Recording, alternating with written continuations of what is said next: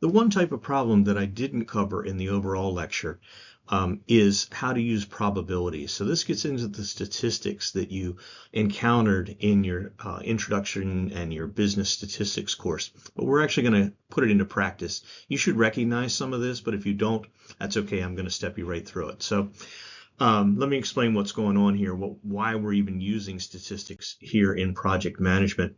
And what it has to do with is project and activity durations. So up until now, when we've talked about project durations and the critical path and the network diagram, we've talked about deterministic durations. So we've said that activity A is going to be 9 weeks. Activity B is going to be 16 weeks.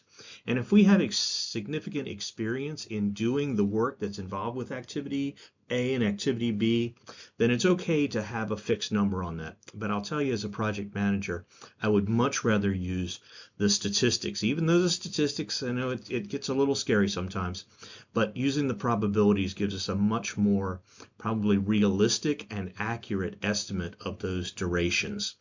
And so what we would do is we'd still rely on experts, but instead of asking for a single estimate of what an activity time will be, is we ask them for 3 estimates. We ask them for what's your best case, what's your most optimistic estimate of the time it'll take to do this activity. So we're still focused on the activities, the little node circles.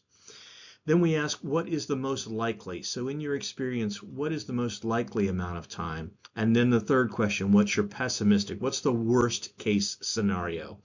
And being statistics, we're going to use the letters A, M, and B to represent those 3 estimates. So let's just dive into a problem and I'll show you how this works.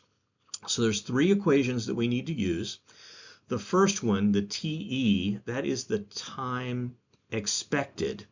And so we'll take that A, which remember is the optimistic, we'll take 4 times the most likely. So we're going to add some emphasis on that. We're going to weight it more heavily. Plus B, which is our pessimistic. We're going to add the 3 of those together and divide by 6. That'll be our new estimate of the duration for each activity. The middle equation is to calculate the variance of that estimate. And so we just take the B, which is the pessimistic, the worst, minus the optimistic, the best, which was A. So the biggest to the smallest, divide that by 6 and square it. That gives us the variance of the estimate. And then over on the right, you may recognize that. That's the Z transformation, and you would have experienced that in probably any statistics course you take. We use a Z estimate, and I'll show you how to use that when we do the problem. So here's our problem. An advertising project manager developed the activities, the precedences, and activity time estimates for a new advertising campaign. The internal customer wants the project to be completed within 23 weeks. And here's what we're going to need to do. Calculate the expected time and the variance for each activity. We're going to use those 2 equations that I showed you. Determine the critical path using the expected activity times. So rather than using the most likely or a deterministic, we're going to actually calculate those expected times and we're going to use them in our network diagram. And from that, we'll be able to identify the critical path as usual. And then we're going to be able to estimate what is the probability of completing the project within 23 weeks. So here goes. I'll step you through it. So here's the table that the project manager provided. So we have 7 activities lettered A through G. We've got the optimistic, the most likely, and the pessimistic estimates of time for each activity, and this is in weeks. And then we have our predecessor list, and that helps us draw our network diagram. So we see no predecessors for A and B, so they're going to be our first 2 nodes on the network diagram. And then it says C comes after B, so we can draw that in. D comes after A, so we can draw that in, and so forth down the line. And I'll just show you what that network diagram looks like in just a second. So the first thing we're going to do is we're going to go through each of these activities and we're going to calculate the expected time.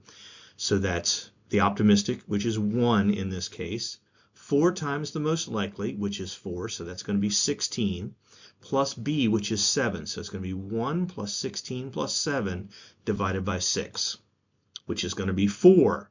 And we'll go through and we'll do that for each activity right down the line. And I'll show you the results of that in just a minute.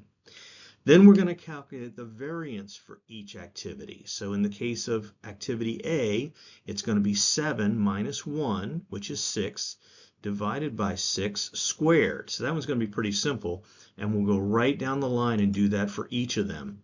So the variance for A is going to be simply 1. Here's what it looks like for all of them. So you can go through and calculate them to check me on this. But here's our expected time for each one and the variance for each one.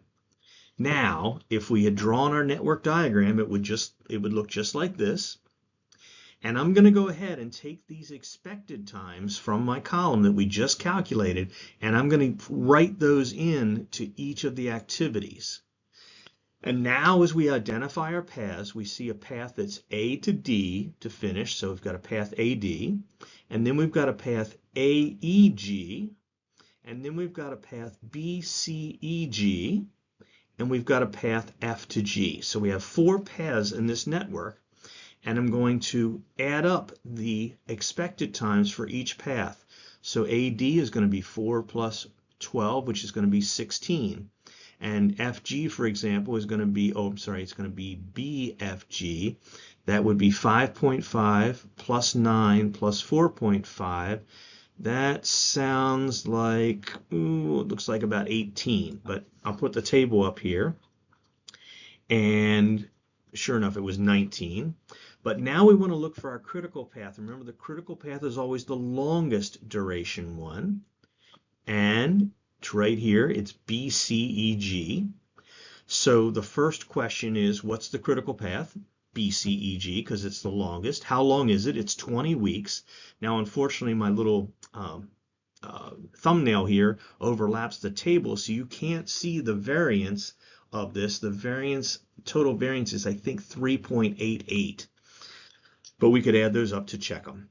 So let's go over and see if we can answer the final question, which was, what is the probability of completing the project within 23 weeks? Well, we know that our critical path is 20, and so you'd say, well, of course you're going to complete it, but actually there's a lot of variance involved. So there's some differences between our most likely, our optimistic, and our pessimistic, and that's where statistics comes into play. So we're going to take into consideration that variance. So we're going to do our Z transformation.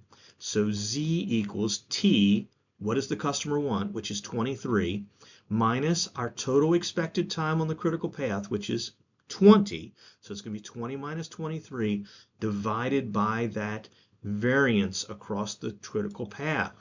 Now, if you notice, in our Z transformation formula, the sigma doesn't have the squared on it anymore. So we're going to, instead of using the variance, this is the standard deviation. So we have to take the square root of that 3.88.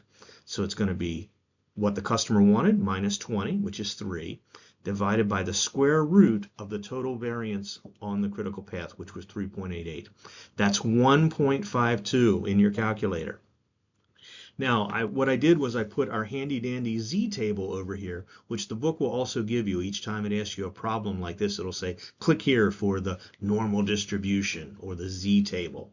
And the way you read this is down the left-hand edge column are the first 2 decimals, the 1.5, and you can find it right there. But you need that third figure, which is the 2, which if you look across the top, there's 0.00, 0.01, 0.02, there's where we want to be.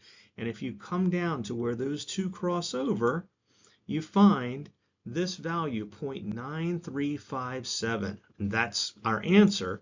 So Z equals 0.9357. So we are 94% confident that the project will be completed in 23 weeks or less. All of your statistics class right there in one lesson. Give that a try.